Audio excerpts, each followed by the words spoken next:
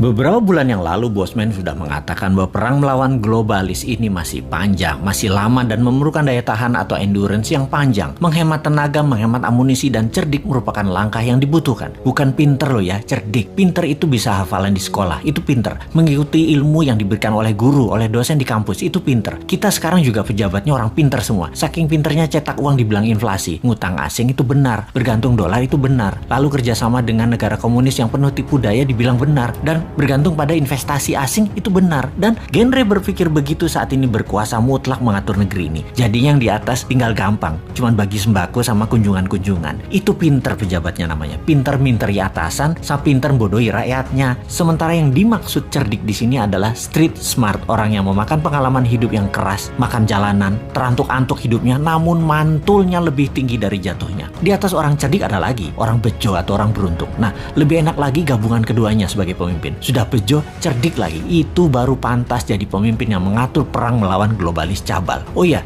sebelum lanjut kita harus membedakan pebisnis globalis dan globalis cabal. Cabal adalah secret society, lebih menginginkan kepengendalian mutlak atas kehidupan manusia. Cabalis itu sudah pegang kendali atas teknologi, atas informasi, kendali atas komunikasi, sistem keuangan, dan sekarang kendali ke arah dua hal yang penting, yaitu kesehatan serta makanan. Musuh negara tidak berdaulat yang pemimpinnya oportunis itu bukan hanya dua negara besar, Tiongkok dan Amerika, tetapi ditambah juga globalis cabal. Jadi ada 3 musuh sebenarnya. Kita detailkan ketiganya, pengendali negara lemah tersebut. Pola kendali terhadap negara lemah atas 2 negara besar dan kelompok globalis adalah 3 strategi Tiongkok, yaitu menggunakan soft power kalau Tiongkok ya. Pertama, kendali atas media massa sebuah wilayah. Nomor 2, kendali atas pejabat pemerintahan wilayah yang ditarget serta anggota parlemennya. Kemudian nomor 3, kendali atas peraturan hukum dan penegakan hukum di wilayah tersebut. Di sisi lain, strategi Amerika itu menggunakan hard power, yaitu tekanan militer, terorisme, ideologi, humanitarian, menggunakan organisasi multilateral seperti IMF, PBB. Semua adalah tool Amerika untuk menyedot aset harta negara lemah. Strategi globalis cabal adalah pegang sosial media, informasi, dan big data. Mereka bukan mau menguasai wilayah hajat hidup seperti Tiongkok, ambil sumber daya alam seperti Amerika, kendalikan energi dan oil, serta dolar. Bukan. Globalis cabal kendalinya atas data, atas minat interest seseorang, mengubah tindakan perilaku, merubah society, merubah dunia dengan merekalah pemegang kendali hidup manusia, bukan hanya wilayah. Globalis cabal anti negara, anti nasionalisme, senang atau mendukung pemimpin otoriter yang bisa dikendalikan oleh mereka. Jadi saat ini perangnya ada 3 front, Tiongkok, Amerika, dan globalis cabal. Globalis saat ini pegang kendali atas big farmasi atau perusahaan obat-obatan besar serta kesehatan. Alat tes COVID, virus COVID, dan vaksin adalah satu paket globalis cabal yang punya. Sistemik sekali kerja mereka, didesain panjang sejak 15 tahun yang lalu. Detail, rinci, terarah, lengkap dengan perang medianya, desain ketakutannya, dan alat yang disebut COVID atau virus yang sedikit lebih mematikan dibandingkan flu itu.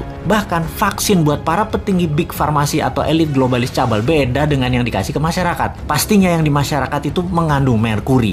Ini kata data intelijen pertahanan internasional loh ya, mudah-mudahan data ini salah. Vaksin globalis paling nggak suka dengan imunoterapi atau imunodulator, peningkatan imunitas yang dipakai untuk melawan mereka, karena tidak bisa didata, tidak bersertifikat. Mereka globalis cabal yang perlu bukan hanya vaksinnya laku, PCR antigennya laku, sebaran virusnya cepat dan meluas, tapi data itu tidak kalah penting bagi mereka. Globalis menyarankan pakai masker dan lockdown di banyak wilayah sesuai dengan saran versi globalis. Semua sudah dibuat protokolnya sehingga efeknya perangnya panjang. Ada yang improvisasi, misalnya pakai imunoterapi lokal, lockdown ringan bergantian, ekonomi jalan biasa, pakai data center satelit sendiri, komunikasi pakai tool negara tersebut sendiri, sosial media punya sendiri, negara tersebut nggak akan rubuh, ekonomi jalan dan COVID musnah dalam sekejap. Anti saran globalis dan melawan mainstream pasti menang.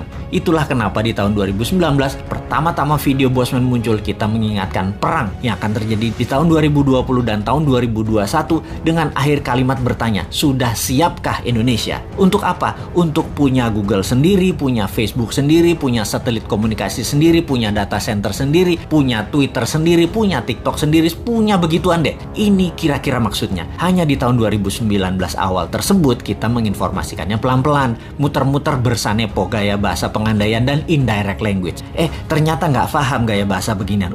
Jawa Timurane bosman metu tak sikat pol saiki. Faktanya perang pandemi ini panjang, 2025 baru bersih. Dan bukan karena virus solusinya, tapi natural herd imunitas solusinya. Terpapar banyak dan sembuh pakai imunitas diri sendiri dibantu booster multivitamin dan mineral. Kemudian perang apa lagi yang akan terjadi? Yaitu perang cuaca atau climate war. Sudah sejak tahun lalu dimainkan. Dan kalau yang ini Rusia ikut bermain. Selain globalis cabal Tiongkok dan Amerika di belakangnya negara sekutu, terutama G7. Mulai nyadar sekarang di mana-mana hujan juga banjir. Kata-kata puitisnya adalah bagai hujan di musim panas.